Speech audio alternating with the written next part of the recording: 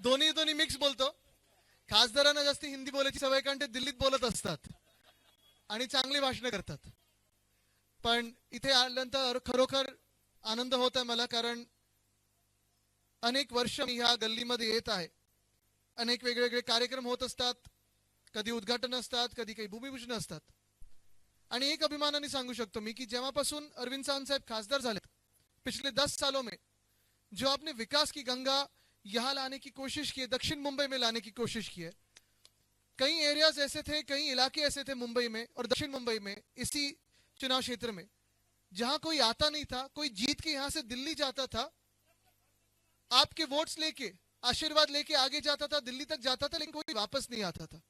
आज जब आप मुझे बता रहे थे कि ये सड़क आपकी चुनाव के जो एमपी लैड्स फंड होते हैं उससे हुई है, यहाँ की लाइट हो, और जब भी हम बीएमसी के चुनाव लड़ते थे तो एक बात सबसे अहम थी, वो सब लोग बताते थे कि यहाँ वाटर माफिया काफी बड़ा था, पानी पे राजनीति चलती थी. और जब आप जीत के आए तो आपका पहली बात यही थी कि यहाँ की जो पानी की राजनीति है उसे बदलना है. जो गुंडे हैं, जो माफिया है, उनके हाथों से लेके जनता के हाथों में देना है. वही सपना आज आप दिल्ली लेके जा रहे हो,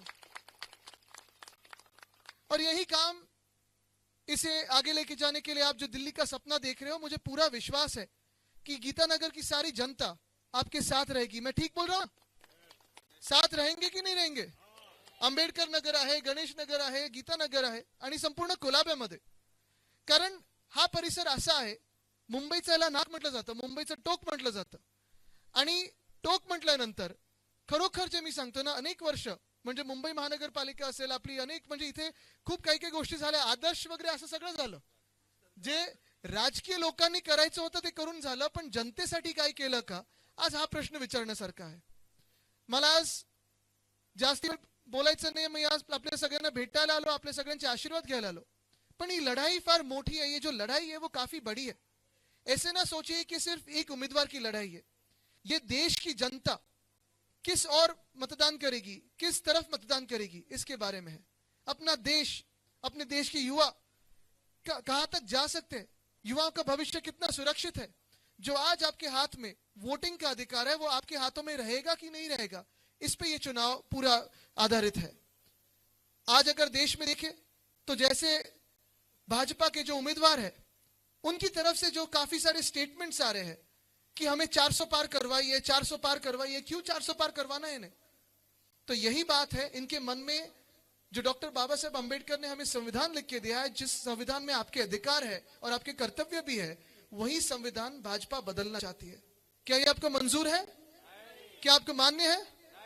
जो डॉक्टर बाबा साहेब अंबेडकर, महामानव हम उनको कहलाते हैं, भगवान के जैसे है, जिन्होंने सारे जो जीने के अधिकार है हमारे देश में, सरकार एक ऐसी बनती है, बिगड़ती है, चलती है, गली से लेके दिल्ली तक जो सरकार बनती है और चलती है, उन्होंने बताया कैसा होना चाहिए. सारे लोगों की आवाज जब दिल्ली तक पहुंचती है तभी सरकार बन सकती है. लेकिन भाजपा को जो है आपकी आवाज सुननी नहीं है, खुद की आवाज सुननी है, उनकी ही मन की बात करनी है.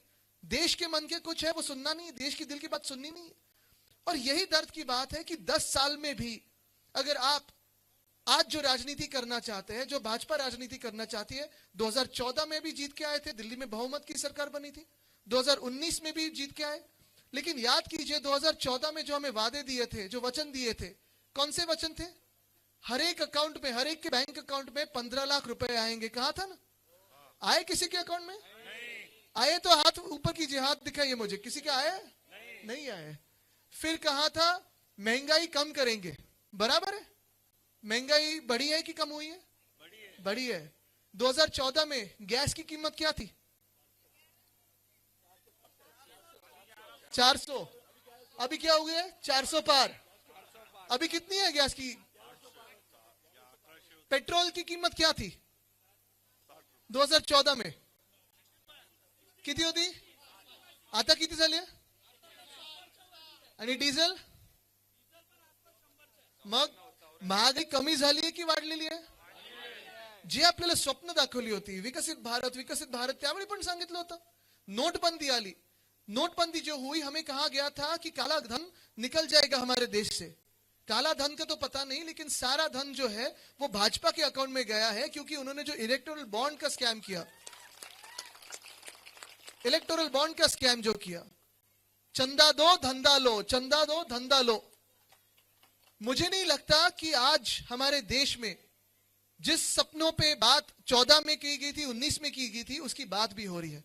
अगर आज देखें तो भाजपा के नेता किस बात पे प्रचार करना चाहते हैं, किस बात पे बोलते हैं? तो यही बोलते हैं कि विपक्ष के जो लोग हैं वो मटन मांस मच्छी खाते हैं। यही बात है। 10 साल के बाद अगर आप कौन कैसा खाता है, क्या कपड़े पहनता है, इस पे बात करने की जरूरत हो आपको, तो आपने 10 साल में किया तो क्या? 10 साल पहले आप पूछ सकते थे कि कांग्रेस ने हमारे लिए क्या किया, लेकिन 10 सालों में बहुमत की सरकार होते हुए भी अगर आप पूछ रहे हैं कि 75 सालों में कांग्रेस ने क्या किया, तो खामियां उनमें नहीं, खामियां आप में है, गलती आप में है। आज देश ने यह सोचना जरूरी है कि जो वचन बिहार को दिया था, उत्तर प्रदेश को दिया था, केरल को दिया था, तमिलनाडु को दिया था, हमारे महाराष्ट्र को दिया था कि 100 स्मार्ट सिटीज बनने वाले, हर गली में खुशहाली आएगी, हर गली में विकास होगा। मुझे कहिए 10 साल में अपनी स्थिति कुछ बदली है क्या?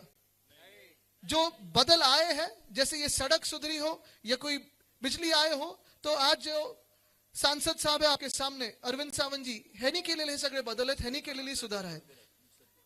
हे सगळं होत असताना आपण पाहिलं असेल गेल्या 2-2.5 वर्षामध्ये महाराष्ट्राचे राजकारण झालेलं आहे ते एवढं घाण झालेलं आहे, एवढं गलिच्छ झालेलं आहे की आज आपल्या राज्यामध्ये जो भी बड़े नेता भाजपा के आ रहे हैं, प्रचार करने के लिए आएंगे, आप उनसे पूछे पिछले 5 सालों में आप कहां थे? कोविड के समय में एक भी कोई भाजपा का आपकी गली में आया था? आपके दरवाजे पे आया था?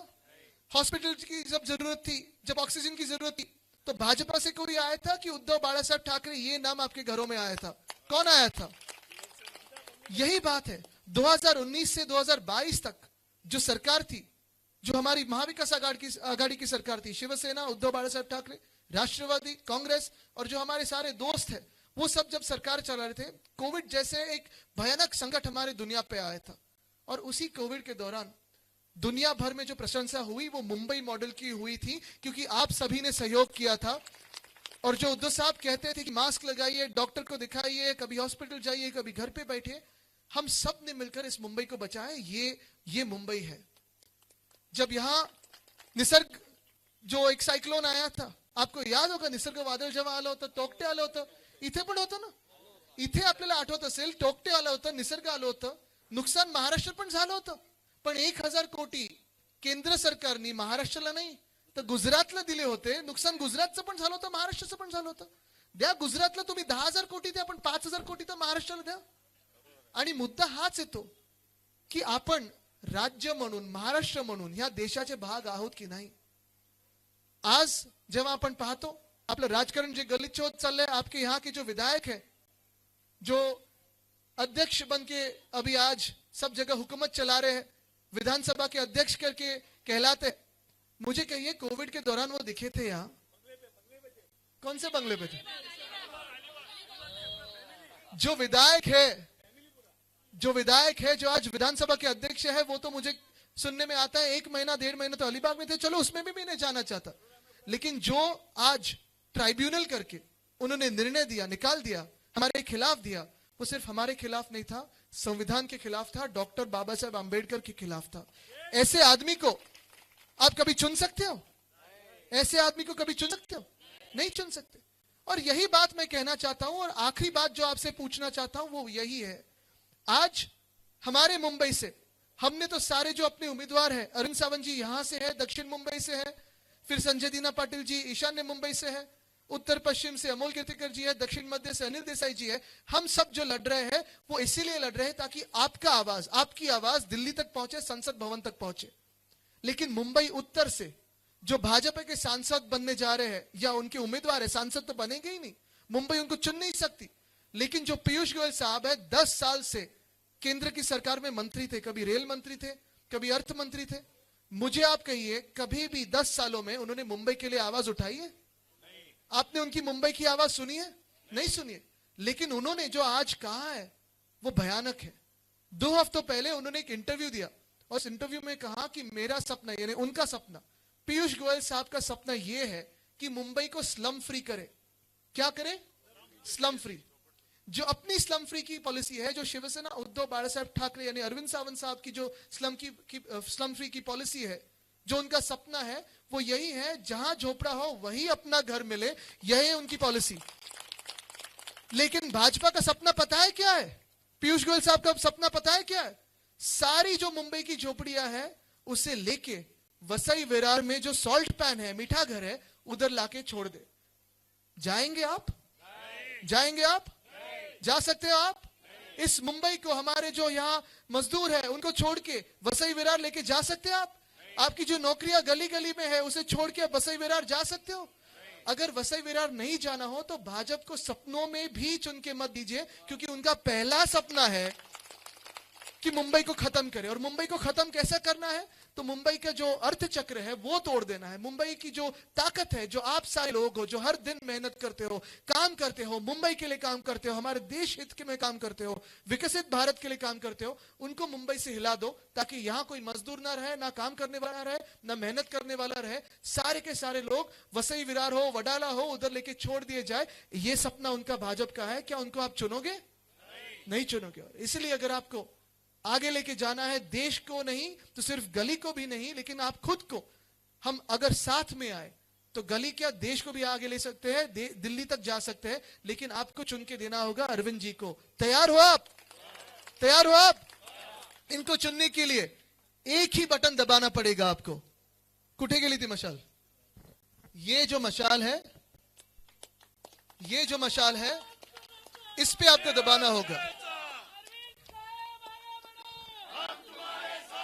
इस मशाल को दबा के, इस मशाल को ईवीएम बटन पे दबा के, जो सारे जगह अंधेरा छाया हुआ है वहां रोशनाई आप ला सकोगे। धन्यवाद। जय हिंद, जय महाराष्ट्र, वंदे मातरम। एबीपी माझा, उघडा डोळे बघा नीट।